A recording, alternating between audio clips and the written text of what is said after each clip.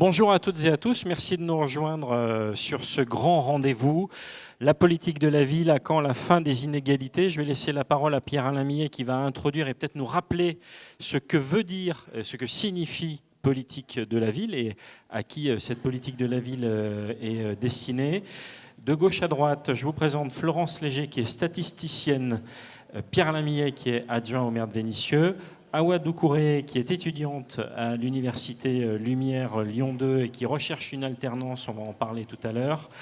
Clara Jiménez, qui est vice-présidente de Montpellier Méditerranée Métropole, vous êtes déléguée à la politique de la ville et à la cohésion sociale.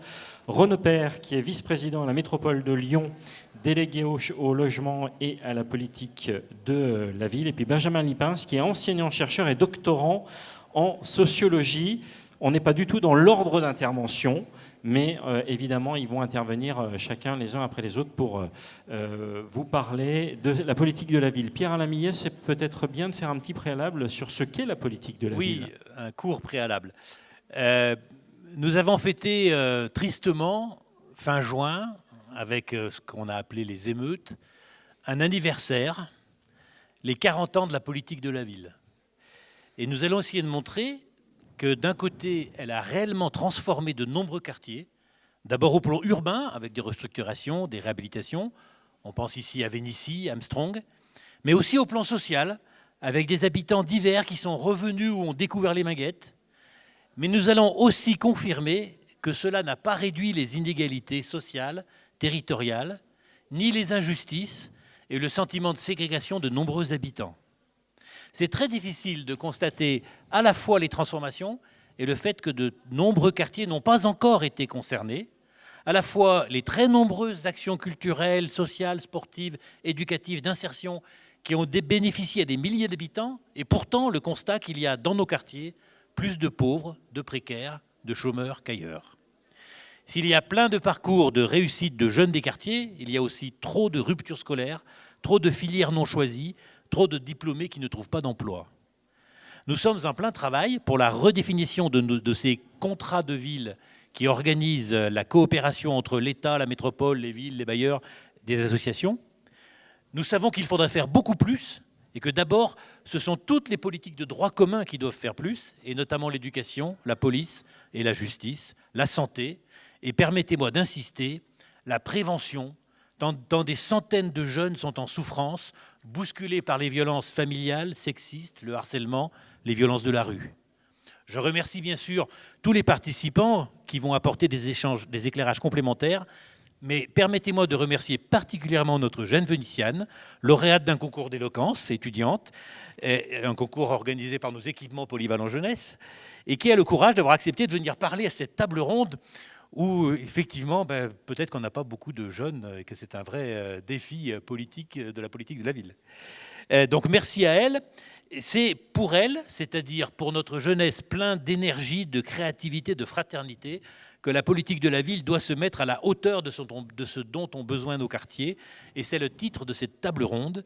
Ce dont ont besoin en urgence les habitants des quartiers populaires, c'est de l'égalité, de la fraternité, enfin, pourrait-on dire, après 40 ans d'anniversaire. Merci Pierre-Alain Millet. On rappelle qu'il y a 25 000 personnes qui, à Vénissieux, habitent dans les quartiers les plus pauvres. On va essayer de regarder comment est-ce que la mise en place de la politique de la ville peut atténuer ces inégalités. On parlera aussi des inégalités que vous pouvez ressentir. Awa nous en parlera, notamment par l'accès à l'emploi. Elle nous en parlera tout à l'heure à travers un texte qu'elle nous lira.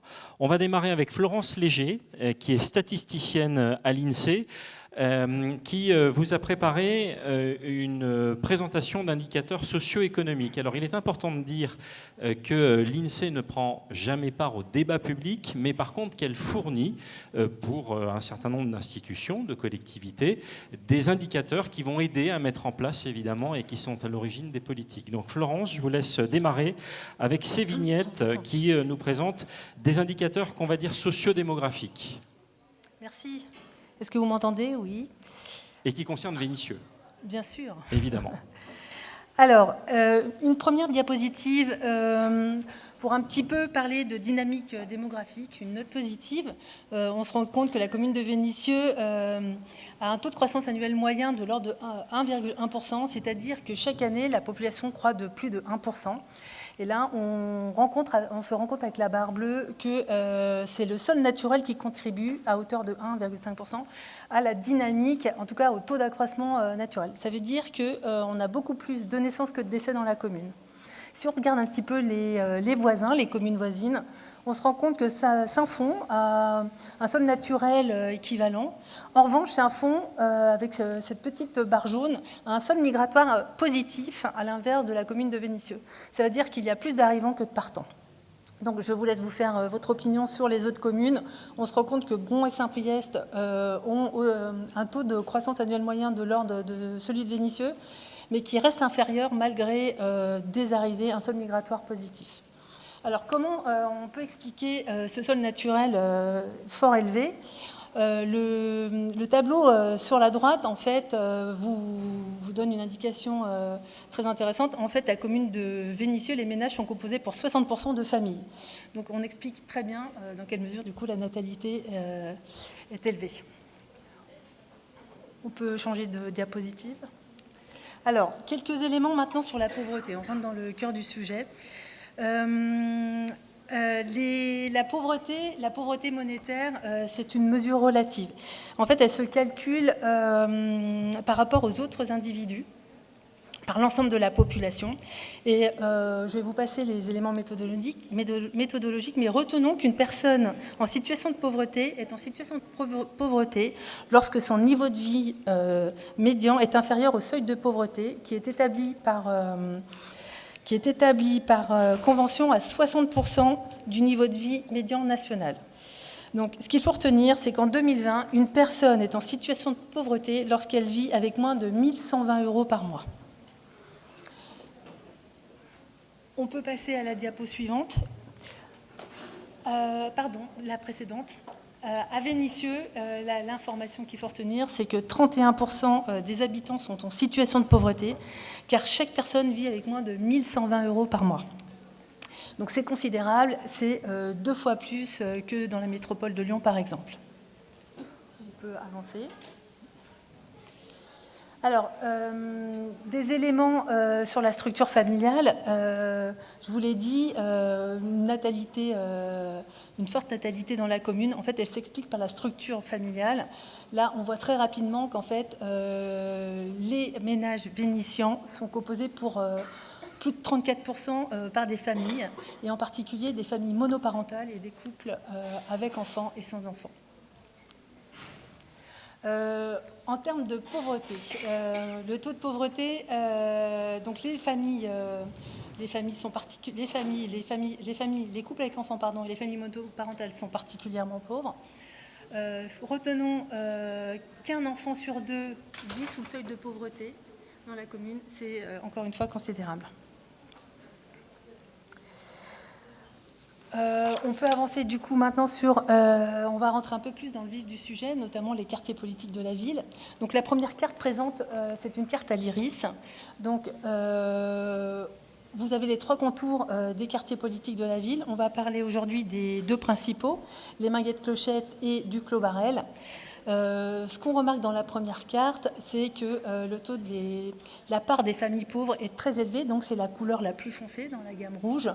La part des familles pauvres est très élevée dans le quartier des Minguettes et du Clos-Barrel, mais en particulier dans le quartier Anatole France, si je ne dis pas de bêtises, la petite barre verticale. La carte à côté, la carte suivante, la carte sur la droite, c'est une carte aux carreaux. Donc ce sont des carreaux de 100 mètres sur 100 mètres de côté. Et en fait, sur cette carte, on arrive à voir un peu plus précisément s'il y a des concentrations de personnes pauvres en situation de pauvreté. Là, ce qu'on se rend compte, du coup, c'est que dans le quartier des Minguettes-Clochettes, on a une première partie complètement sur la droite, alors qui correspond au quartier Saint-Exupéry, vous voyez, en vertical, là, sur la partie verticale à gauche. Là, on a des carreaux qui sont concentrés et qui sont très rouges. Donc là, ça veut dire qu'on est en présence de personnes particulièrement pauvres et particulièrement concentrées.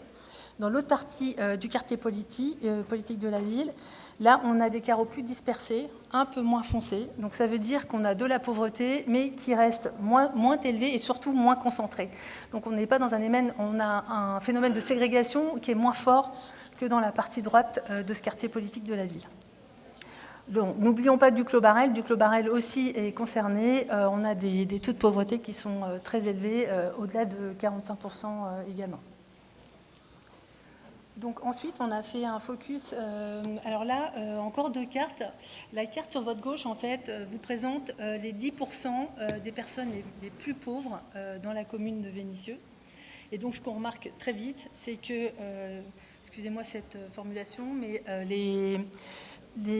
parmi les pauvres, il y a encore des personnes plus pauvres, et notamment dans le quartier Anatole France. Donc là, on le remarque par la couleur, le bleu beaucoup plus clair, c'est-à-dire que il y a des personnes dans ce quartier qui ont des revenus disponibles inférieurs à 8 720 € par an. Donc on est sur des niveaux de pauvreté du coup très élevés. De l'autre côté, vous avez une carte qui vous décompose, qui vous présente la décomposition des prestations sociales. Donc là, ce qu'on remarque tout de suite, c'est un petit peu l'inverse de la première carte. C'est le quartier Anatole France. En fait, on est très foncé. Donc ça signifie que la part des prestations sociales dans le revenu disponible est très élevée. Donc on peut en conclure que du coup, les niveaux de revenus issus du revenu du travail sont bas et que malgré une part de prestations sociales élevée, les habitants restent malgré tout relativement pauvres par rapport aux autres. Quelques éléments pour finir du coup sur les 2 quartiers politiques de la ville. Donc le premier, les Minguettes-Clochettes, c'est la diapositive suivante. Voilà, donc ce qu'on peut retenir, donc il y a beaucoup de chiffres, mais ce qu'on peut retenir, un petit peu en lien avec ce que je viens de dire, c'est qu'un habitant sur 2 est en situation de pauvreté dans ce quartier. Ça correspond à 11 000 personnes, ce qui n'est pas rien, 16% des habitants de Vénissieux. Près de 4 habitants sur 10 sont en emploi.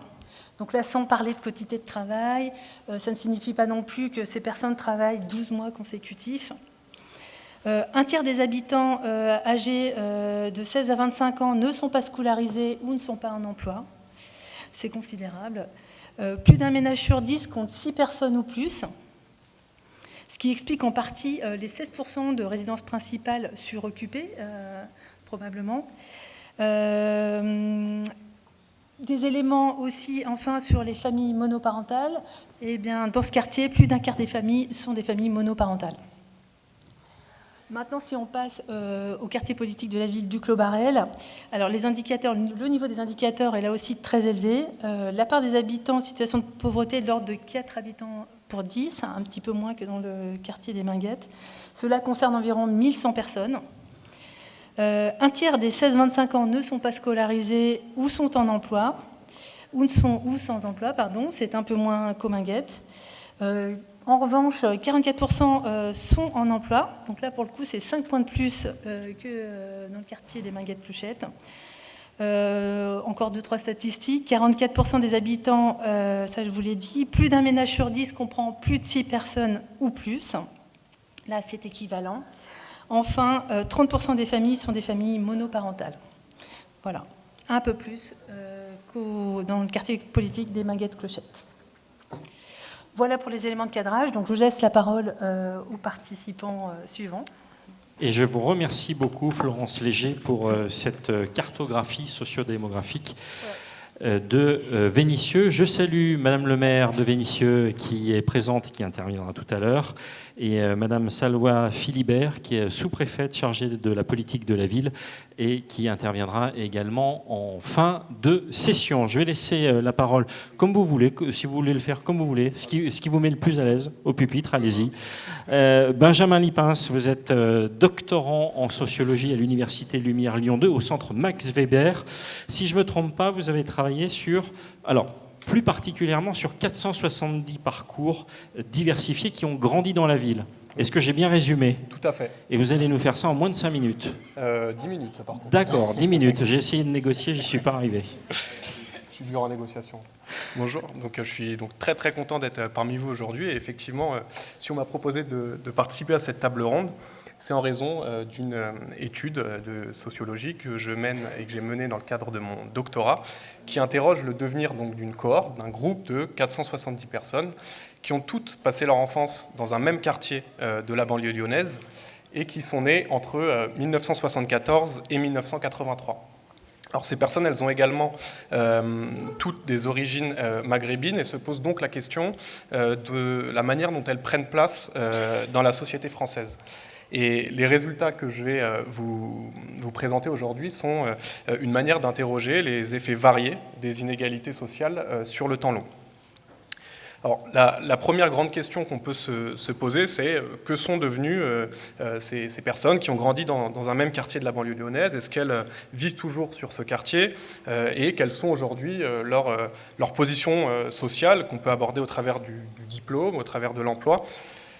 Alors, tout d'abord, si certains conservent de bons souvenirs de leur quartier d'enfance, à l'heure où la plupart a maintenant fondé une famille, près de 90% de ces membres de la cohorte n'y vivent plus.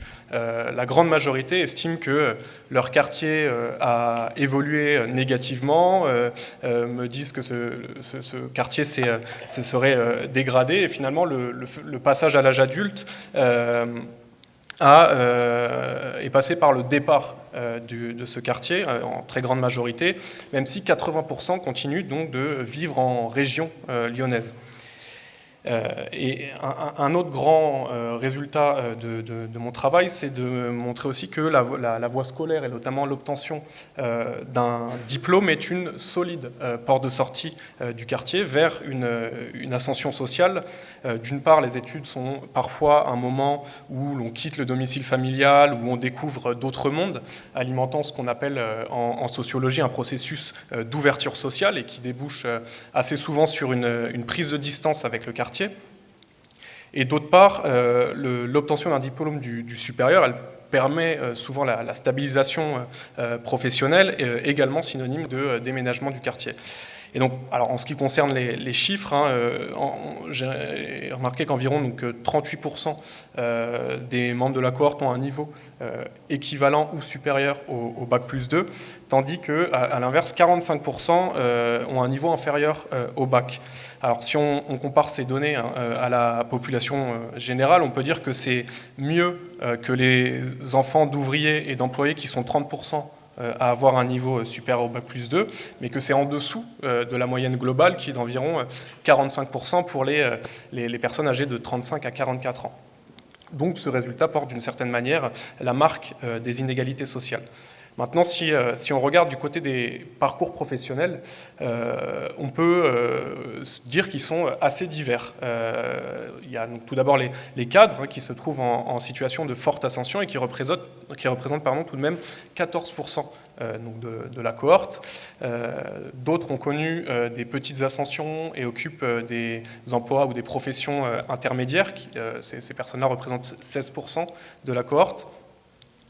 On a par ailleurs 29% qui ont accédé à des postes de travailleurs qualifiés, ce qui représente aussi souvent des formes de mobilité par rapport à la situation des parents. Et enfin, à l'inverse, 31% des membres de la cohorte se trouvent dans des univers professionnels plus précaires, notamment parce que ces personnes-là occupent des emplois peu qualifiés, peu rémunérateurs, ou que ces personnes sont également auto-entrepreneurs. Et il faut également souligner que 10% sont sans emploi. Alors, encore une fois, ces données, elles ne veulent pas dire grand-chose seules, mais si on les compare donc, avec les tables de destinée, c'est-à-dire avec la situation des parents qui, pour la quasi-totalité, étaient ouvriers ou employés peu qualifiés, on remarque que les membres donc, de cette cohorte sont plus nombreux dans les deux pôles, dans les deux extrêmes. Ils sont à la fois surreprésentés dans le groupe des cadres, parmi les enfants d'ouvriers et d'employés peu qualifiés, puisqu'ils sont 14% contre 9% en moyenne, mais ils sont également plus nombreux à être dans des emplois peu qualifiés, puisqu'ils sont 31% contre 22% en général pour les enfants ayant des parents de la même origine socio-professionnelle. Donc pour prendre une métaphore que je trouve éclairante, c'est un peu comme si on jetait un dé et qu'il avait un peu plus de chances de faire 1 ou 6, 1 qui correspondrait à une situation d'immobilisme social et 6 à un parcours de forte ascension. bien évidemment en comparaison à ceux qui avaient la même origine sociale. Donc, ces résultats me semblent indiquer que les inégalités sociales ne sont, de départ en tout cas, ne sont pas un mur, mais qu'elles orientent et peuvent fortement freiner certains parcours. En réalité, beaucoup ont le sentiment de devoir sans cesse rattraper un écart aux autres. Ça commence dès l'école, et notamment au moment du lycée, puis à l'université, mais aussi dans le travail, avec le sentiment qu'il a fallu rapidement s'adapter à de nouveaux univers sociaux, qu'il a été difficile aussi, voire impossible de compenser l'absence de réseau professionnel qui a pu parfois faire défaut à leur avancement de carrière. Donc ça m'amène sur un second point finalement qui concerne les discriminations et que j'aimerais aborder également. Alors, la diversité apparente des parcours professionnels que j'évoquais précédemment, elle masque à première vue l'existence d'éléments communs à la quasi-totalité des membres de cette cohorte. On pourrait penser que la situation des cadres est très très éloignée de l'expérience quotidienne des plus précaires. Alors sur certains points, et notamment les conditions matérielles de vie, oui c'est le cas, mais à l'occasion des entretiens, il est revenu le sentiment d'être rappelé à ses origines, quelles que soient les positions sociales. Et c'est notamment très marquant dans le monde professionnel par l'impression de n'avoir pas le droit à l'erreur ou de devoir faire plus que les autres pour justifier sa position. Et plusieurs dimensions sont revenues dans les échanges. Ce sont les expériences de discrimination ou de rejet liées aux origines migratoires, liées à la religion, au fait de vivre ou d'avoir vécu dans un quartier, et également liées au genre. Donc, elle concerne toutes les sphères de la vie sociale, que ce soit donc, le travail, l'école, les loisirs, l'accès au logement, les transports, l'espace public, les administrations. Et concrètement, les discriminations, c'est le fait d'avoir moins de chances d'obtenir un poste, moins de chances d'avancer dans sa carrière, de trouver un logement, de scolariser ses enfants dans une bonne école, de voir un dossier accepté par l'administration. Et c'est potentiellement aussi se faire contrôler par la police. Donc, c'est finalement un obstacle supplémentaire qui est malheureusement une composante ordinaire du quotidien de nombreuses personnes que j'ai pu rencontrer. Alors pour donner une illustration chiffrée, qui n'est pas à la hauteur des résultats de l'INSEE, mais sur 85 personnes qui ont répondu à la question « Pensez-vous avoir subi des traitements inégalitaires ou des discriminations ?», 96% se disent s'être déjà sentis discriminés, donc ce qui est très très très très conséquent, et ce sont même 3 personnes sur 10 qui estiment que les discriminations sont encore souvent présentes dans leur quotidien.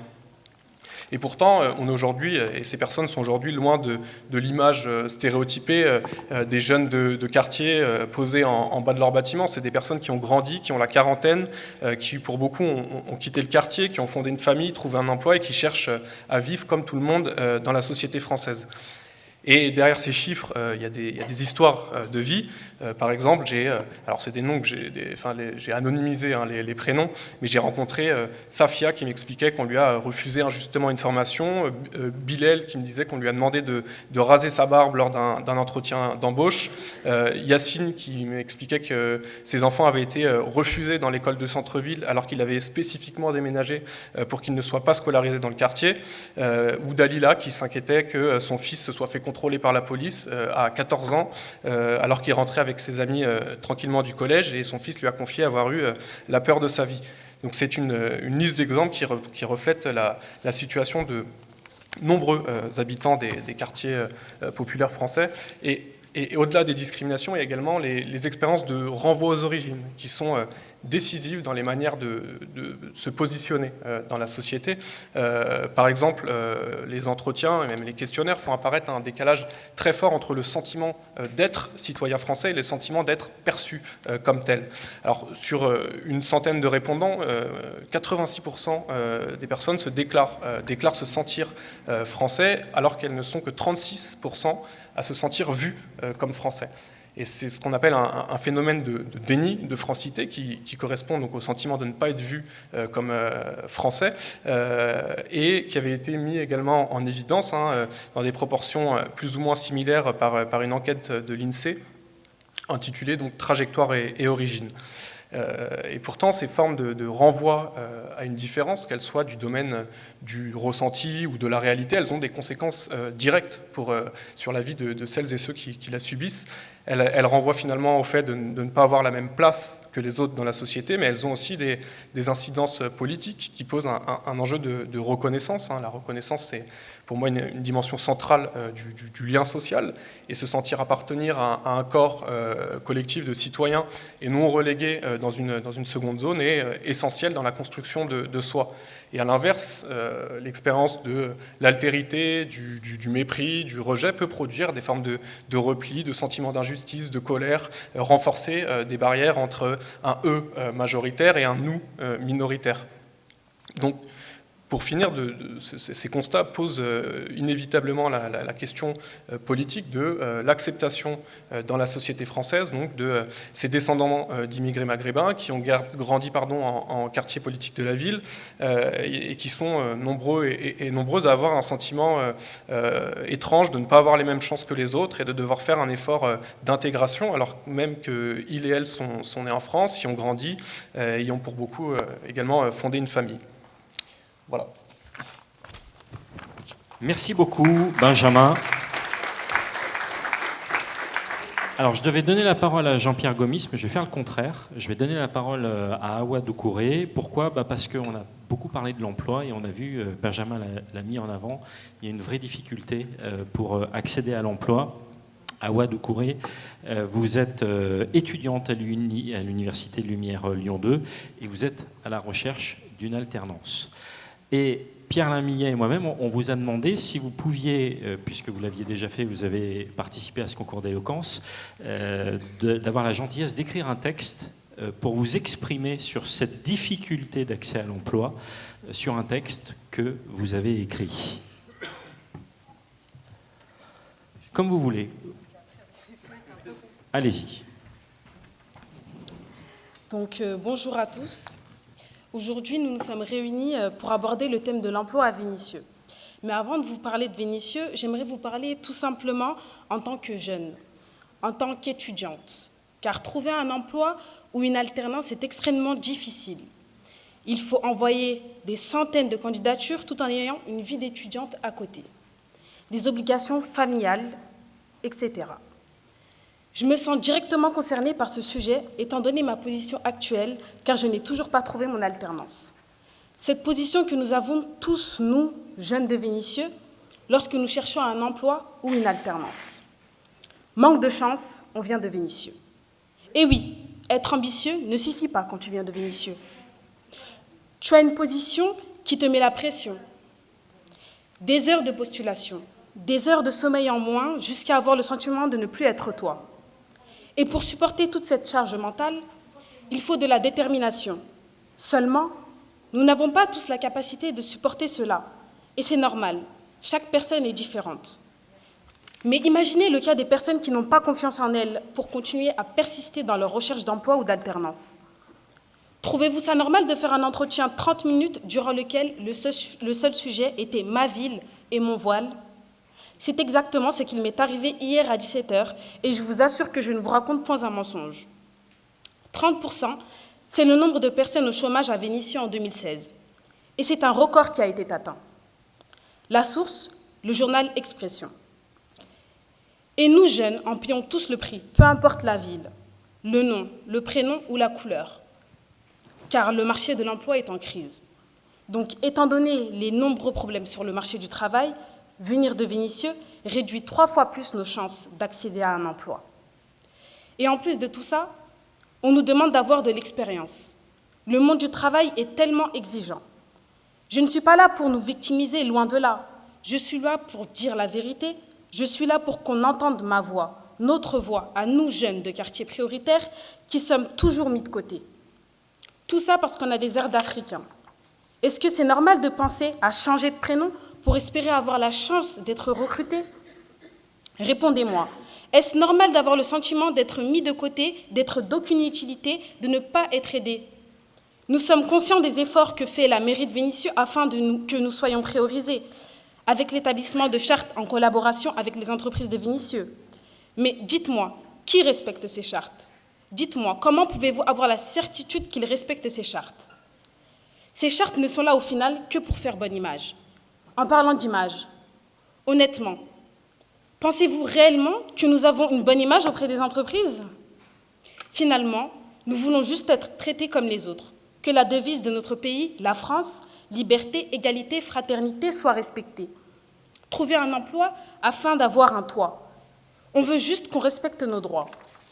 On ne peut pas nous reprocher le fait que nous avons le sentiment de ne pas être considérés comme Français, quand liberté, égalité, fraternité est pour toute la société, sauf les immigrés. Et oui, la vie ne nous a pas permis de manger avec une cuillère en or, mais nous ne l'avons pas choisi. Et vous allez me dire que les jeunes ne montrent pas tous l'exemple, qu'ils n'ont aucun respect et qu'ils ne s'habillent pas professionnellement. Seulement, posez-vous la question, pourquoi s'habillent-ils comme cela? Peut-être parce qu'ils ont besoin d'avoir ce sentiment d'appartenir à un groupe. Peut-être parce qu'ils ont envie de se donner une image afin de se sentir intégrés. Ce n'est pas moi qui le dis, mais la psychologie.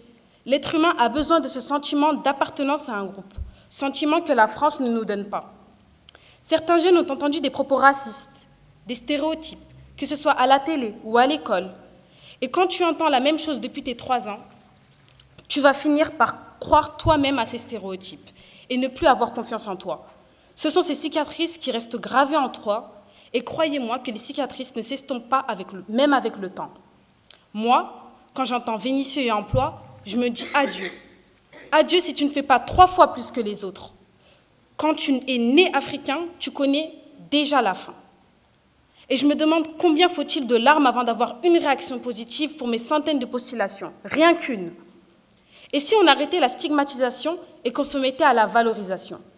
J'en ai marre qu'on me fasse la peau, tout ça parce que j'ai cette couleur de peau. Pour finir, même si je suis la seule jeune dans cette salle, je tiens à leur adresser des mots d'encouragement venant d'une chanson de Kerry James. On vaut mieux que ça. Et rien n'arrête un banlieusard qui se bat. On est jeune et fort, et nos sœurs sont belles. Immense est le talent qu'elles portent en elles. Il n'y a pas de faibles ici.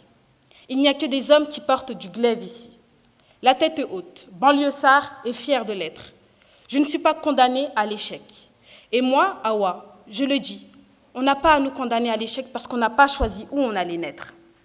Je ne sais pas si les autres jeunes auront le courage de ne rien lâcher, mais moi, Awa, je ne lâcherai jamais mon rêve de devenir riche comme Mansa Moussa. Voilà.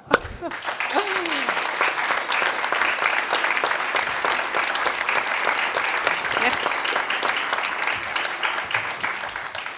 Merci beaucoup, Awa. Alors, vous avez un profil LinkedIn qui est extrêmement complet et simplement dire aussi que vous avez une très belle expérience de bénévole pendant plus de 2 ans. Vous avez été à la Terre des Lyonnes. Merci beaucoup. On vous souhaite très vite de trouver cette alternance en ressources humaines. C'est ce que vous cherchez spécifiquement en ressources humaines. Merci à vous. Jean-Pierre Gomis va nous rejoindre. Vous faites partie du Conseil citoyen. Alors, Jean-Pierre, c'est Pierre Lamy a proposé à Jean-Pierre Gomis, installez-vous si vous voulez sur le siège, a proposé à Jean-Pierre Gomis d'intervenir, d'abord parce qu'on va expliquer ce que c'est qu'un conseil citoyen. On va rappeler qu'un conseil citoyen, c'est fixé par arrêté préfectoral, si je ne me trompe pas, et que le vôtre, vous faites partie du conseil citoyen des Minguettes, du QPV des Minguettes, si je ne me trompe pas, qui a été créé en 2019, et vous êtes un collège d'habitants et collège aussi d'acteurs locaux. Vous-même, vous faites partie du collège des habitants. Alors, je vous laisse peut-être nous présenter ce que c'est qu'un conseil citoyen et comment vous pouvez agir, essayer en tout cas d'agir au quotidien. Bonjour à toutes et à tous. Bonjour Madame le maire. D'abord, je m'excuse parce que je m'étais pas tellement... Je n'avais pas dit à M. Millet que j'avais choisi cette journée d'aujourd'hui pour intervenir. Je voulais plutôt intervenir dans le cadre même de notre action, nous, en tant que membres du Conseil citoyen, c'est-à-dire la participation citoyenne. Mais après, Pierre-Alain m'a dit qu'il fallait que je sois là parce qu'il m'avait prévu dans son programme d'aujourd'hui. Donc je suis venu, mais d'emblée, mais je vais quand même essayer de vous dire voilà, un peu sur le Conseil citoyen. Comme il l'a dit à l'introduction, en fait, le Conseil citoyen, c'est une instance de concertation, de réflexion, d'études des thématiques et de propositions de solutions. Nous, dans notre Conseil citoyen, depuis 2019 jusqu'à présent, nous avons travaillé sur plusieurs thématiques. Et ces thématiques, chaque fois que nous choisissons une, nous invitons les acteurs qui sont ciblés par cette thématique, que ce soit les bailleurs de fonds, que ce soit aussi des associations qui s'occupent des populations ou des citoyens, que ce soit la ville à travers ses services, que ce soit la police municipale ou la police nationale. En tout cas, toutes les thématiques que nous choisissons et les acteurs qui agissent dans ces thématiques-là, nous les invitons à nos réunions et à nos discussions. Nous tenons nos travaux au GPV, à la Maison du Projet. C'est là-bas où nous sommes logés depuis, encadrés par Myriam et Pauline. Voilà. Que je remercie encore au passage. Voilà. Donc, le but du Conseil citoyen, c'est ce que je viens de dire. C'est que nous travaillons sur les thématiques. Alors, avec les bailleurs, nous avons abordé la question du cadre de vie. Le cadre de vie, quand on habite à Vénissieux, surtout sur les Minguettes, le plateau des Minguettes, parfois il y a trop d'incivilité. Des gens déposent des déchets, même s'il y a par exemple des silos où c'est prévu de déposer des déchets, mais on les dépose toujours à côté, ou bien on rencontre aussi dans la voie publique des gravats, des gens qui, au lieu d'aller déposer ces gravats à la déchetterie, ils ne le font pas. Voilà. Donc, toute cette problématique et toutes ces questions, nous les avons discutées avec les bailleurs. Il y a aussi la tranquillité dans les immeubles, par rapport aussi au problème de l'occupation des immeubles par le service qu'on connaît, qui est toujours là, présent, qui gêne, n'est-ce pas, la tranquillité c'est-à-dire les dealers. Voilà. Toutes ces questions, on a discuté avec les bailleurs. Les propositions que nous avons faites ont été consignées dans des contributions. Depuis 2019 jusqu'à présent, nous en avons fait 3 contributions. Et la première portait effectivement sur le problème de cadre de vie, aussi sur la prévention, la tranquillité, parce que vous savez aussi que, bien que cette année, nous avons quand même remarqué qu'au niveau de la ville de Vénissieux, au niveau des plateaux des Minguettes, qu'il y avait une amélioration par rapport à la tranquillité. C'est-à-dire qu'il y a eu moins de circulation comment on appelle ça encore, des motos, voilà, que les gosses, voilà. Donc ça aussi, c'est parce qu'on a discuté longtemps avec les services qui sont concernés, tels que la police nationale, la police municipale. Voilà.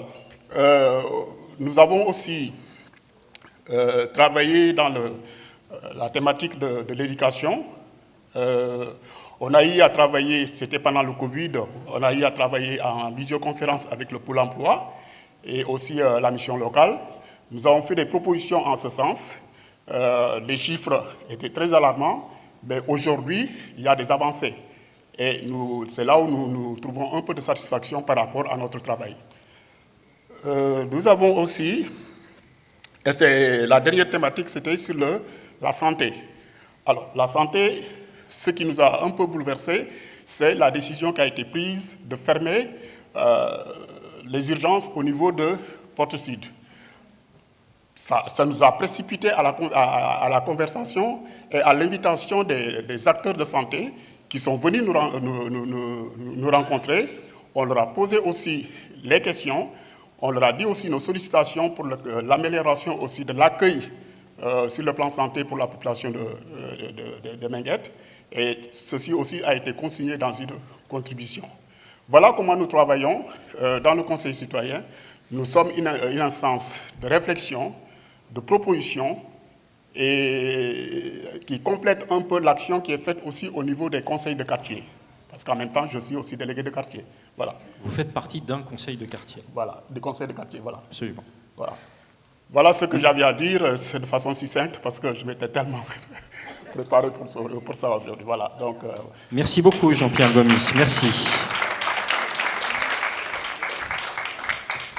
Alors nous allons sortir de la métropole de Lyon quelques minutes. Nous avons l'honneur de recevoir Clara Jiménez, qui est vice-présidente de Montpellier Méditerranée Métropole. Vous êtes déléguée à la politique de la ville et à la cohésion sociale.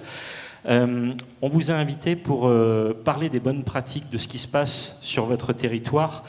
Vous allez démarrer en nous donnant le nombre de QPV que vous avez sur votre territoire, avec une situation de la métropole de Montpellier Méditerranée Métropole qui est un peu différente de celle de Lyon.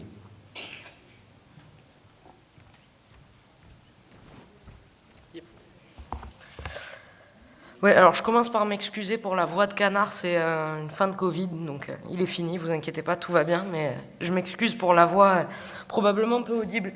Alors oui, peut-être les premiers éléments, donner un peu, vous expliquer d'où je parle. Alors moi je parle de la ville de Montpellier, du territoire métropolitain, qui a 12 quartiers politiques de la ville, tous situés sur la ville-centre. Donc on est dans une situation qui est clairement pas comparable mot à mot à ce que vous vivez ici, puisque vous avez des territoires mieux répartis, des QPV mieux répartis sur le territoire, je crois. Nous, donc, 12 quartiers politiques de la ville, plus de 50 000 habitants, pour une ville qui en fait 300 000.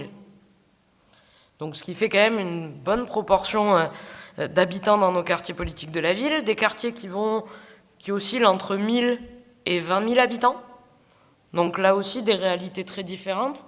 Et puis des réalités de vie clairement différentes, puisque on a des quartiers qui sont des quartiers d'habitat social, mais on a aussi des quartiers qui sont des quartiers de copropriété dégradée.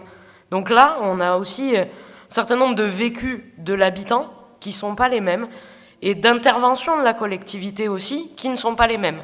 Puisque dans les copropriétés dégradées, on en a un certain nombre où, par exemple, y compris la voirie est privée, et donc on ne peut pas intervenir dessus, et donc des problématiques de voitures ventouses.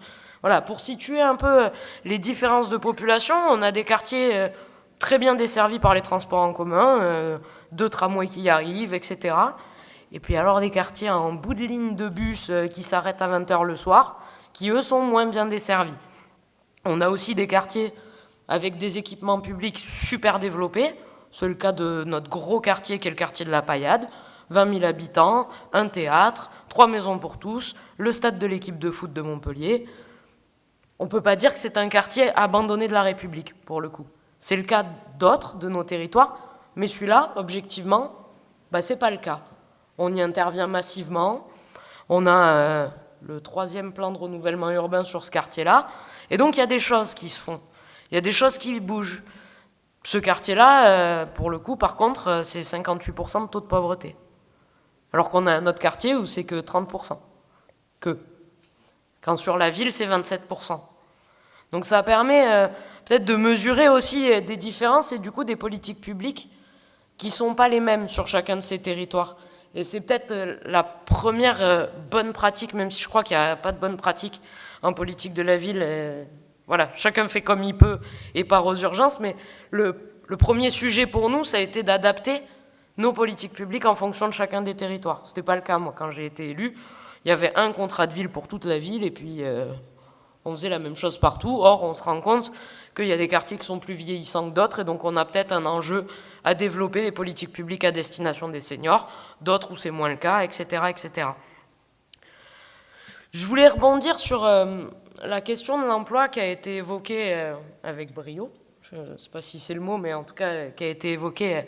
Et je savais que vous alliez évoquer ce sujet-là, mais je ne savais pas à quel point ça allait me permettre de rebondir sur le sujet, parce que j'avais en tête que vous alliez évoquer la question de l'emploi, mais je n'avais pas en tête que vous alliez évoquer la question de l'emploi classique. L'emploi de monsieur et madame tout le monde. L'emploi de nous, de vous, de celui qui est ATSEM, plombier, responsable de ressources humaines. Et je me suis rendu compte, moi, en arrivant dans ma délégation politique de la ville, que sur les questions d'emploi, on finançait un paquet d'associations pour de la création d'entreprises. On présentait les exemples de réussite hors normes d'avocats et de footballeurs.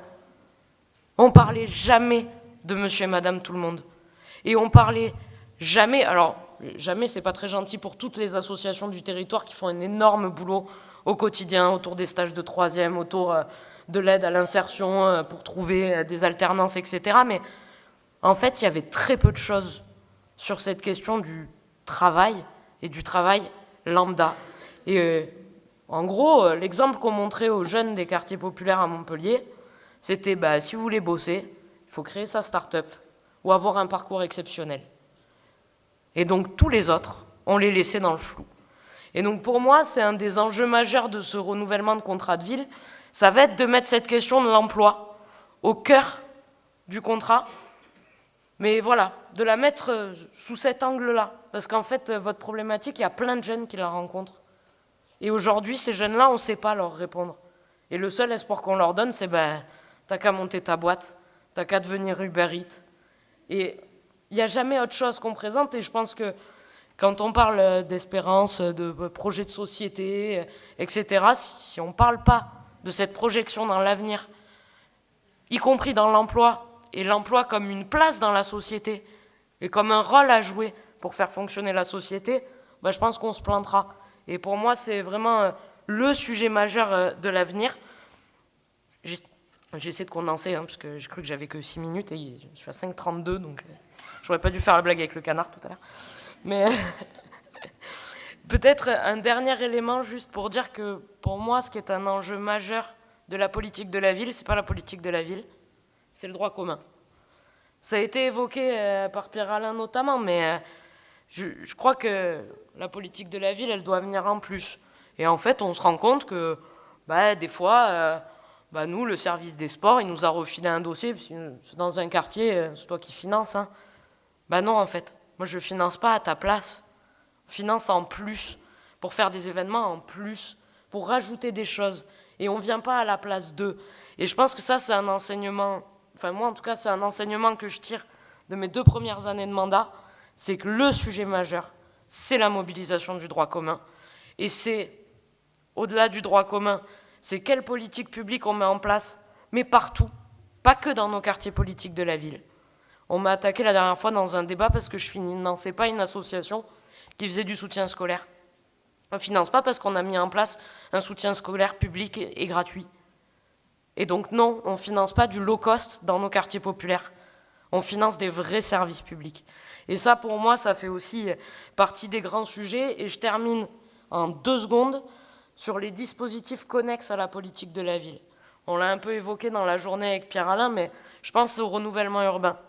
Moi, je suis élu à la politique de la ville. Le renouvellement urbain, c'est ma collègue à l'urbanisme qui s'en occupe. Et c'est l'exemple typique de tout ce qu'on sait faire en politique de la ville. C'est empiler des dispositifs. Et rarement créer de l'intelligence dans ces dispositifs. Prenez l'exemple de mon quartier de la Paillade. Il est, alors attention les acronymes, il est QRR, donc quartier de reconquête républicaine. Il a une cité éducative, il a un PRE, il a un plan en rue, il a tous les dispositifs possibles, mais aujourd'hui on ne sait pas se parler. Et donc la cité éducative attribue ses subventions dans son coin, le contrat de ville dans son coin. Et je pense que pour arriver à des vraies solutions, et ce sera mon dernier mot sur les bonnes pratiques, mais on n'y arrive pas plus à Montpellier qu'ailleurs.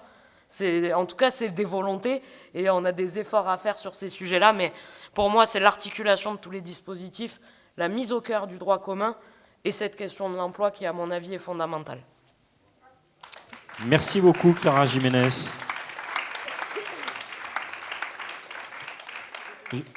Vous êtes parfaite. Merci pour le temps. Renaud Père, vous êtes vice-président de la métropole de Lyon, délégué au logement et à la politique de la ville. J'imagine que vous allez rebondir sur ce que Clara Jiménez a dit. Je vous laisse, si vous le souhaitez, aller au pupitre.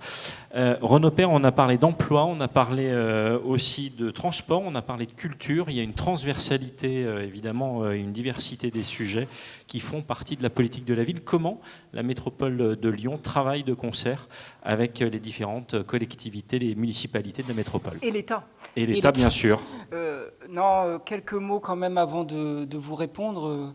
En réaction justement à tout ce qui a été dit, les propos de Pierre-Alain, les propos de Clara évidemment, mais l'idée, c'est de dire attention quand même. On est en train d'installer des débats qui ne se suffisent pas à eux-mêmes. Ce que je veux dire par là, c'est que le premier débat, même si ce n'est pas du tout ce qu'a dit Pierre-Alain, mais oui, on est à 40 ans de la politique de la ville, et oui, les inégalités sont plus que jamais fortes dans les quartiers populaires. Donc ça, c'est évident. Pour autant, les propos qu'on a pu entendre au début de l'été, qui commençaient à dire « et finalement, la politique de la ville, à quoi bon ?» Je crois qu'il ne faut absolument pas entrer dans ce type de débat, et on voit bien qu'on n'en est pas là, mais néanmoins, on l'a entendu quand même. Et ce côté d'un moment de dire on jette la politique de la ville, on jette le bébé avec l'eau du bain d'une certaine manière, poserait un réel problème. C'est-à-dire qu'on se demande où on en serait quand même aujourd'hui si il n'y avait pas eu quand même toutes les politiques menées par les municipalités, évidemment, je le sais très bien, parfois par les intercommunalités, parfois par des ovnis institutionnels comme la métropole de Lyon, et évidemment par l'État. Puis le deuxième débat qui, moi, me pose problème, c'est ce qui a été dit quand même sur les familles. C'est-à-dire qu'au moment précédemment des émeutes, comme on l'a dit, en tout cas des violences et des mouvements dans les quartiers au début de l'été, il y a eu un propos quand même de se dire finalement c'est aux familles d'assurer la responsabilité. Moi je voyais quand même dans les données de l'INSEE aussi la question de la pauvreté et comment elle pesait beaucoup plus sur les familles monoparentales qui sont surreprésentées quand même dans les quartiers populaires, il faut quand même le rappeler. Donc ce côté-là de dire finalement c'est à la famille, c'est un aveu d'échec de nous toutes et nous tous, politique d'une certaine manière. C'est-à-dire que si on se dit en fait c'est à la famille d'assurer, je ne dis pas que la famille n'a pas un rôle à jouer, on en est tous conscients, mais de dire que le rempart, c'est la famille, non, ça ne suffit pas. Et on s'est bien rendu compte dans ces moments-là qu'en fait, qu'est-ce qu'on voyait en quelques jours, tellement ça a été rapide, c'est que nous n'avions plus beaucoup de structures qui étaient capables de parler aux jeunes. En fait, c'était quand même ça qu'on voyait. Parce que, de fait, depuis des décennies, et aucune polémique politicienne de mon côté, c'est pas une question sur un quelconque gouvernement ou le gouvernement actuel, c'est que depuis des décennies, oui, et avec des couleurs politiques différentes, il faut quand même bien le dire, oui, les structures intermédiaires dans nos quartiers ont été affaiblies. Et donc que cette présence humaine dans nos quartiers, c'est un enjeu. En disant cela, j'ai aussi un sentiment, on est à mi-mandat, donc, et de constater quand même qu'aujourd'hui, on a encore une métropole à 2 ou 3 vitesses, malgré tous les efforts, parce que vous en parliez là en me donnant la parole. Moi, je suis très fier de faire partie d'un exécutif métropolitain dont les lignes de tramway qui auront été créées sous ce mandat concernent les quartiers populaires. Une partie de Villeurbanne, Saint-Jean, Vaux-en-Velin, Vénissieux, Saint-Fond, pour l'évoquer très clairement. Et donc, c'est quand même extrêmement important. Je pense qu'on a engagé aussi d'autres choses. Je vous dirai un mot quand même du renouvellement urbain, parce que je crois que c'est effectivement une question qui traverse et qui plane sur nos débats d'aujourd'hui. Mais quand même, quand la pauvreté est 3,3 fois supérieure dans les quartiers populaires, ça ne va pas. Ça veut dire que notre projet à nous, le projet fondamental, celui qu'on avait en 2020 d'une certaine manière, on sait bien qu'en 2026, il faut quand même changer de méthode, enfin en 2026, avant 2026, il faut changer de méthode pour qu'on essaye de changer les choses, parce que ça veut dire, je dis bien que la politique de la ville, ça sert à quelque chose, mais oui, il faut quand même se poser des questions en matière de méthode. J'aurais pu vous dire tout ce qu'on faisait, mais je crois que ça n'a aucun intérêt de dire qu'on a augmenté le budget de 37%, qu'on a voulu remettre à plat quand même les questions d'ingénierie, c'est-à-dire les équipes politiques de la ville, parce qu'on trouvait qu'il y avait quand même un déséquilibre entre Lyon-Centre et le reste de la métropole. Mais tout ça n'a pas de sens. Enfin, pas de sens. Ça a du sens, mais c'est pas aujourd'hui, enfin, je ne suis pas venu là pour défendre quoi que ce soit. Par contre, je pense qu'on est en train, et évidemment, on le copilote, hein, et je salue à mon tour, même si je lui ai fait un signe, la sous-préfète Salwa Philibert, avec qui on travaille au quotidien sur le futur contrat de ville. Ça veut dire quand même qu'il faut une nouvelle méthode.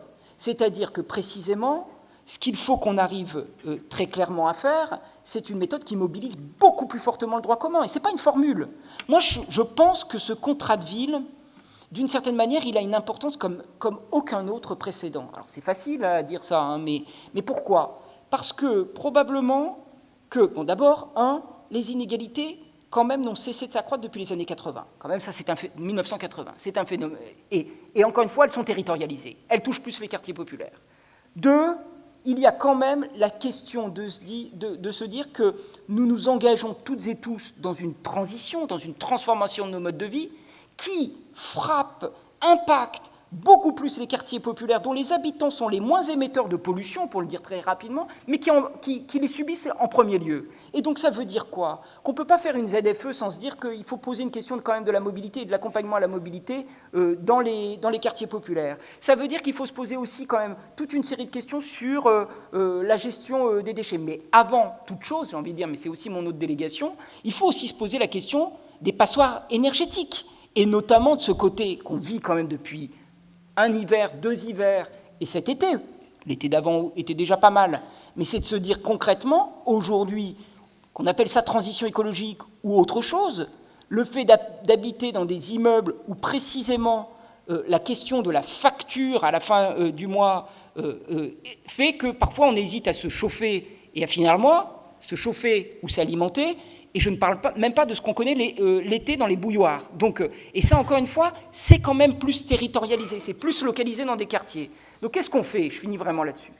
Qu'est-ce qu'on fait? D'abord, nous, en interne de la métropole, on s'est dit pour la première fois, on va essayer de le copiloter, le contrat de ville. C'est-à-dire qu'on va, côté métropole, j'entends, hein, puisqu'on le copilote évidemment avec l'État. Mais au sein de la métropole, j'ai associé des vice-présidents et des vice-présidentes pour se dire comment on va mobiliser le droit commun en matière d'éducation, en matière, évidemment, d'emploi, de développement économique, mais aussi d'accès aux droits et d'égalité, parce que, évidemment, l'égalité par-dessus tout, et ce qui a été dit était remarquable, et il suffit, je ne pourrais pas dire mieux, donc votre témoignage était évidemment extrêmement important.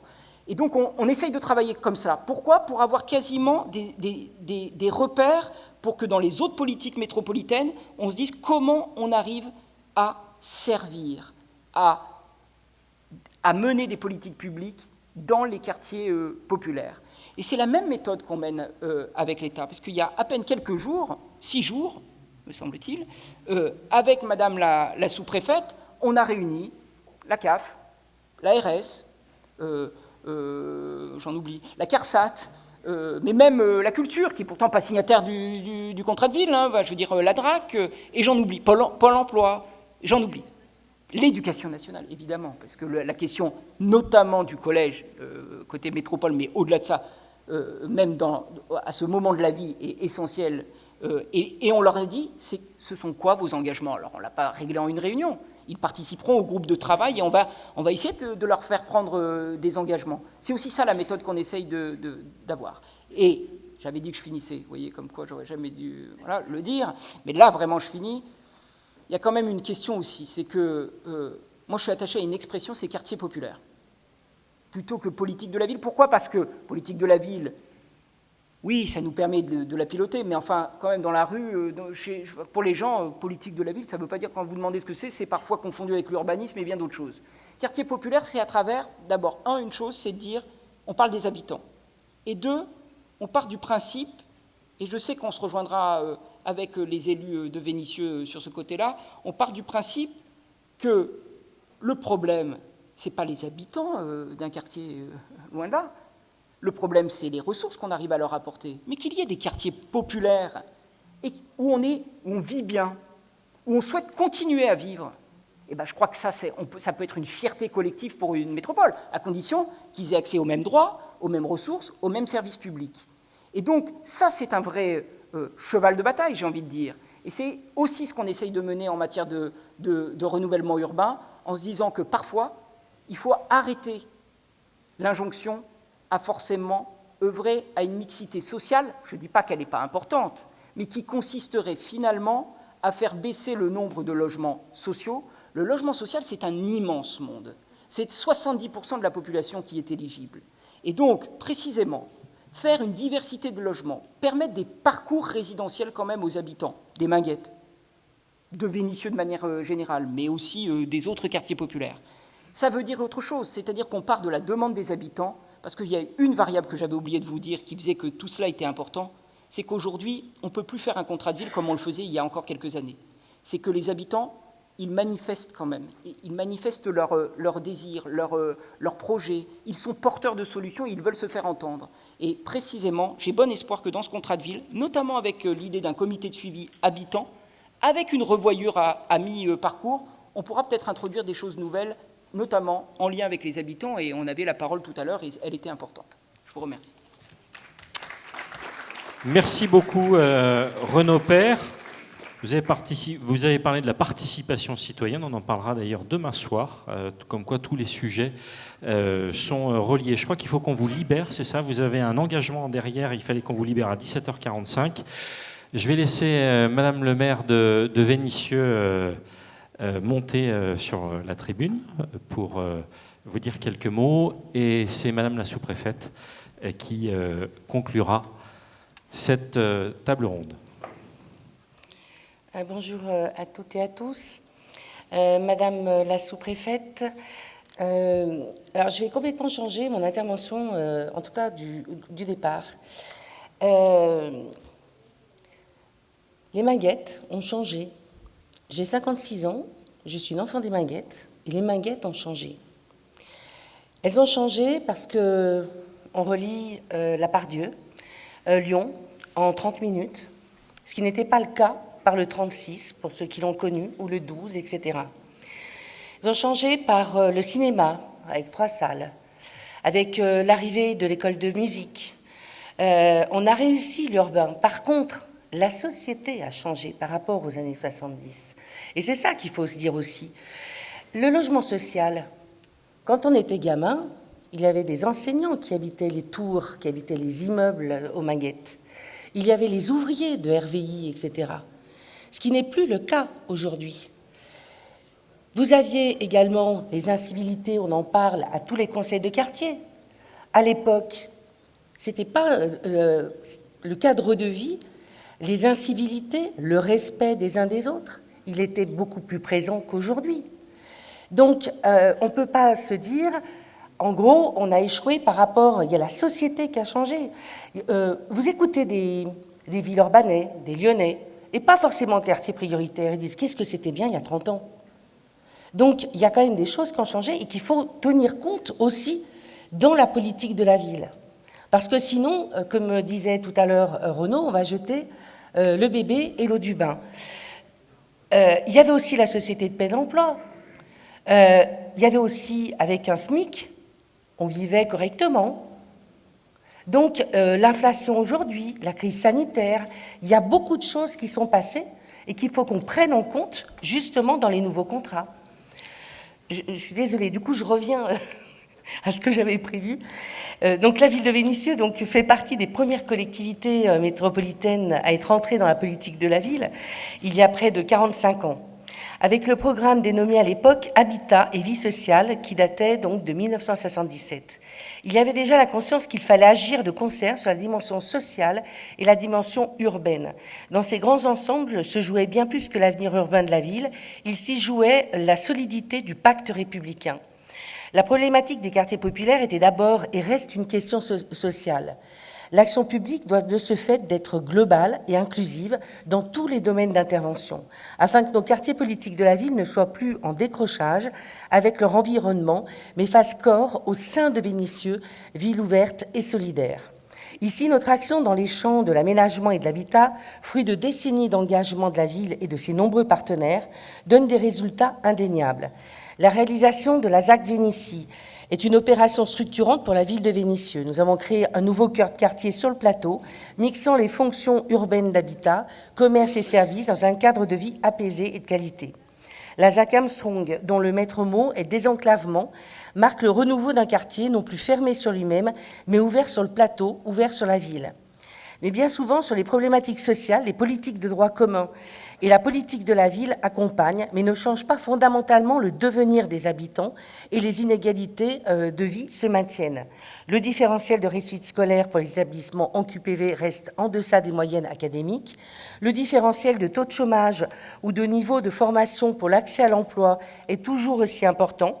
Les problématiques d'accès à une alimentation saine, équilibrée, à payer son loyer et tant d'autres dépenses courantes pèsent toujours de manière décisive et surtout disproportionnée dans nos quartiers populaires.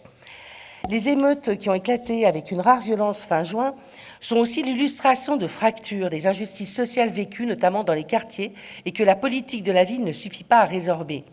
La politique de la ville n'est pas pour autant un échec. Lutter contre ces inégalités nécessite une détermination et une énergie dans la durée. Rien de structurel et de déterminant ne se fait sans le temps et les moyens nécessaires pour bien agir. Certaines choses fonctionnent, il faut donner plus de moyens à cette politique, mais surtout que la priorité dans nos quartiers soit l'accès au droit commun. Le droit commun doit primer, ne serait-ce que parce que la géographie prioritaire sera toujours confrontée à sa propre contradiction, tout en permettant une prise en compte optimisée par le biais du principe d'exception territoriale. Elle risque sans cesse de renforcer la stigmatisation de ces mêmes territoires. Je l'affirme, les quartiers populaires ont le droit à un meilleur cadre de vie. Les quartiers populaires ont le droit à la culture et aux loisirs, à la sécurité publique, à la santé publique, à des écoles publiques. C'est pourquoi la ville de Vénissieux se bat pour la présence des services publics de l'État, pour des services publics de proximité, de qualité, et à l'écoute pour l'implantation d'équipements sportifs et culturels dignes de ce nom, notamment l'école de musique, j'en parlais tout à l'heure, et le cinéma Gérard Philippe, bien ancrés sur le plateau, drainent aussi des habitants de toute la ville et des communes voisines. Ils participent donc à briser les préjugés et les cloisonnements liés aux Minguettes, à les fondre dans l'espace culturel métropolitain. Le droit aussi au beau et à l'esthétique s'incarne aussi dans notre médiathèque, édifice phare d'un axe structurant entre le plateau et le centre-ville. Le projet de reconstruction de la piscine de l'Aune, d'ici la fin du mandat, garantira également aux habitants un équipement sportif moderne, un lieu de vie ouvert à toutes les générations et à tous les quartiers. À ces enjeux fondamentaux pour nos quartiers viennent se greffer des enjeux d'actualité non moins importants qui touchent tous les types de territoires. Je pense notamment à la question de la place des femmes dans l'espace public, au cœur de l'ensemble de nos projets urbains, pour garantir un espace public partagé et utilisé par toutes et tous.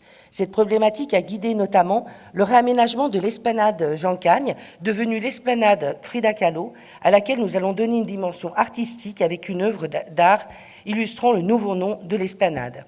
Finalement, par tous ces aspects, les Minguettes ont connu et connaissent une mutation et une rénovation incroyable. Souvent citée en exemple, une métamorphose qui sert de référence à d'autres villes. Sans jamais minorer ou cacher sous le tapis les sujets qui fâchent, mais en les prenant de face et sans les instrumentaliser, je peux aujourd'hui le dire, tout ce travail pugnace, volontaire et de très longue haleine a payé. Cela témoigne aussi d'un partenariat de qualité avec l'État, où les exigences réciproques s'expriment et se composent pour l'intérêt général. Je tiens ici à remercier Madame Philibert, sous-préfète en charge de la politique de la ville, pour son écoute attentive sur beaucoup de dossiers. Pour conclure, la politique de la ville cristallise certes toutes les tensions et débats qui traversent la société française, la précarité, le chômage, l'intégration, l'immigration, les discriminations, la mixité. Mais par-dessus tout, la politique de la ville tend à cet idéal républicain d'égalité et de fraternité, associant dans un même effort les collectivités locales, l'État, les habitants, les associations, les bailleurs et organismes publics pour réduire les inégalités sociales, économiques et urbaines concentrées dans certains territoires. Cette philosophie nourrit et guide notre réflexion pour agir au mieux dans le cadre du prochain contrat de ville 2024-2030. Agir pour tous nos concitoyens, c'est l'honneur et le sens de l'action publique démocratique. Je vous remercie. Merci Madame le maire. Installez-vous, je vous en prie. Et vous l'avez dit, Madame Salwa Philibert, sous-préfète chargée de la politique de la ville, a tenu à assister à cette table ronde dans son intégralité. On vous remercie de votre présence et je vous laisse conclure. Merci, bonsoir à tous. Alors moi j'avais prévu de vous faire un propos assez sérieux et cadré, puis au final j'ai plutôt envie de rebondir sur ce que j'ai entendu à gauche, à droite par les différents partenaires. Ce qui est sûr, c'est que notre politique de la ville, elle a passé ses 40 ans, on a à peu près le même âge, elle et moi, on a grandi en même temps qu'on a grandi dans ce pays. De là à dire qu'il faut la supprimer, je ne partagerai pas cette position-là. Vous avez vécu, comme tout un chacun, les violences urbaines sur la fin du mois de juin, et il faut savoir qu'à ce moment-là, notre pays a été partagé. Il y a eu deux positions. Certains ont dit on ne veut plus de politique de la ville, on veut que de la sécurité. Et on a eu plutôt des élus constructifs comme Michel Picard, avec laquelle je tiens à saluer le partenariat de qualité que nous avons, qui ont dit mais non, vous n'avez pas compris en fait. La politique de la ville, elle est nécessaire. C'est juste qu'il faut qu'elle se re-questionne. Et comme tout un chacun, la politique de la ville, j'ai envie de dire, comme moi, elle grandit, elle se construit. Parfois, elle est mise un peu à mal parce que on a essayé des choses et finalement, c'était pas exactement ça qu'il fallait.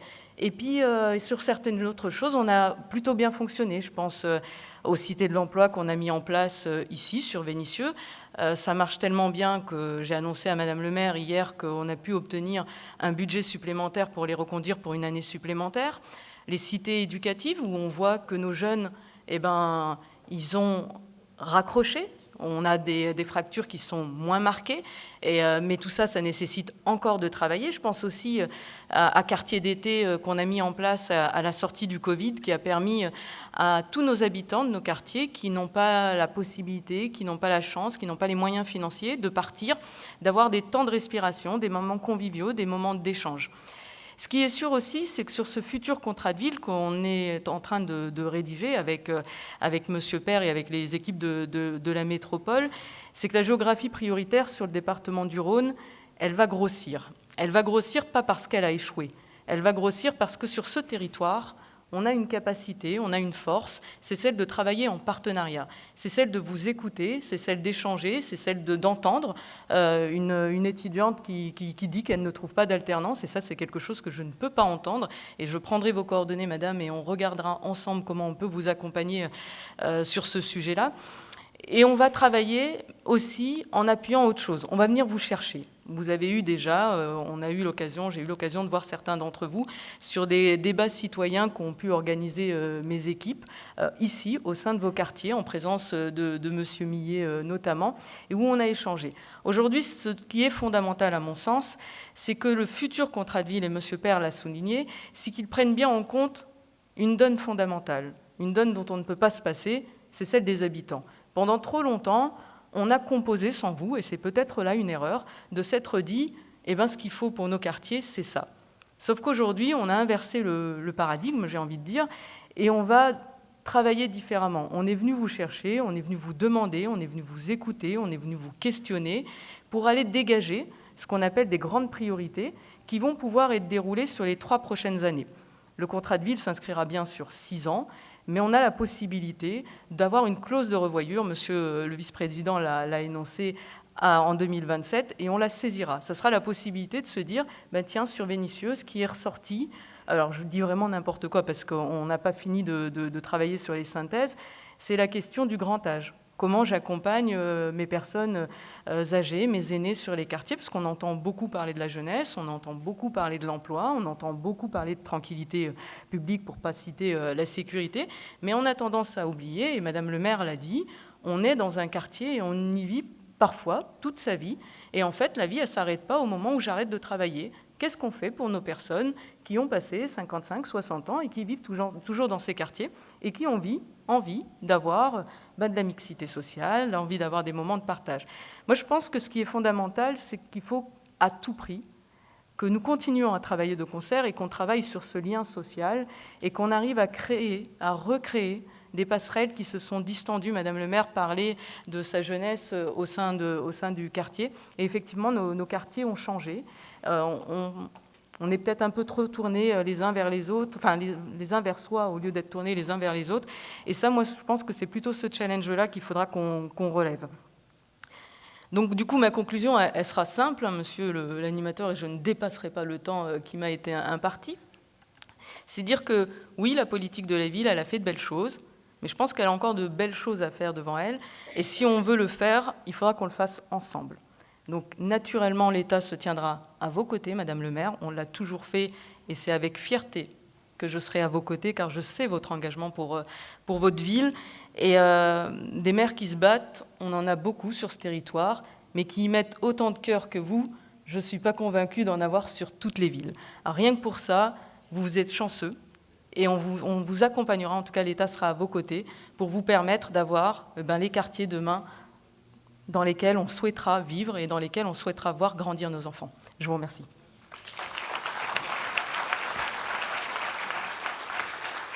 Merci beaucoup, merci à vous. Je voudrais simplement remercier encore une fois l'ensemble des intervenants qui se sont fédérés sur cette table ronde autour de Madame Picard et aussi autour de Pierre-Alain Millet. Un très très grand merci. Pardon de vous avoir tous bridés, mais en fait le programme s'enchaîne puisque maintenant à 18h il y a une mise en lumière des parcours socio-professionnels des Vénitiens et on va parler du monde de l'entreprise. Justement, on a parlé d'emploi, on va continuer à en parler. Merci à toutes et à tous, bonne soirée et on continue avec je parle de mon parcours. Bonne soirée. Mais le temps de la mise en place, on peut échanger, n'hésitez pas. Alors effectivement, il y a les ateliers qui continuent, le temps de la mise en place ici sur scène.